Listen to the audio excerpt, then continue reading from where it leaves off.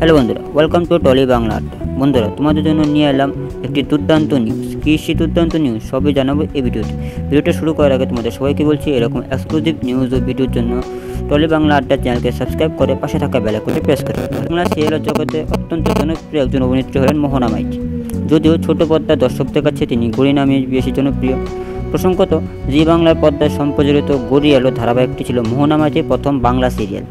6 মাস হলো টেলিভিশনের পর্দায় এই ধারাবাহিকের সম্প্রচার শেষ হয়ে গিয়েছে। তারপর থেকে বহুদিন ছোট পর্দায় দেখা যায়নি মোহনাকে। এবার অপেক্ষার অবসান ঘটতে চলেছে। জি বাংলার পর্দায় আসছে মোহনা নতুন ধারাবাহিক। এই খবরের সত্যতা যাচাই করতে মোহনার সাথে যোগাযোগ করা হলে টেলিভিশনে কামব্যাক করার খবরে সিলমোহর দিয়ে মোহনা জানিয়েছে, হ্যাঁ, এই খবরটা সত্যি, আমি শীঘ্রই ছোট পর্দায় ফিরব। তবে এর চেয়ে বেশি কিছু বলা আমার পক্ষে এখন সম্ভব। বাংলা টকিজের এই নতুন ধারাবাহিকে জনপ্রিয় অভিনেত্রী সীতমা মিত্রের জায়গায় বাংলার পর্দায় আরও একবার ফিরছেন মোহনা। তবে প্রোমো শ্যুট এখনও হয়নি, তবে খুব শীঘ্রই কাজ শুরু হবে। এই মুহূর্তে বাংলা টকিজের নতুন ধারাবাহিককে জায়গা করে দিতে শেষ হচ্ছে বাংলা টকিজের জনপ্রিয় ধারাবাহিক মন দিতে চাই। শোনা যাচ্ছে IPL শেষ হলে এই মেগা জায়গা নেবে কে প্রথম কাছে এসেছে।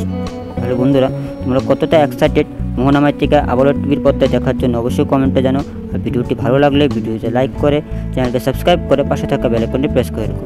আবারও নিয়ে আসবে এরকম আরও দুর্দান্ত এক্সক্লুসিভ নিউজ শুধুমাত্র টলি বাংলা আড্ডা চ্যানেল। আজকের মতো ভিডিওটি এখানে শেষ করলাম। ধন্যবাদ।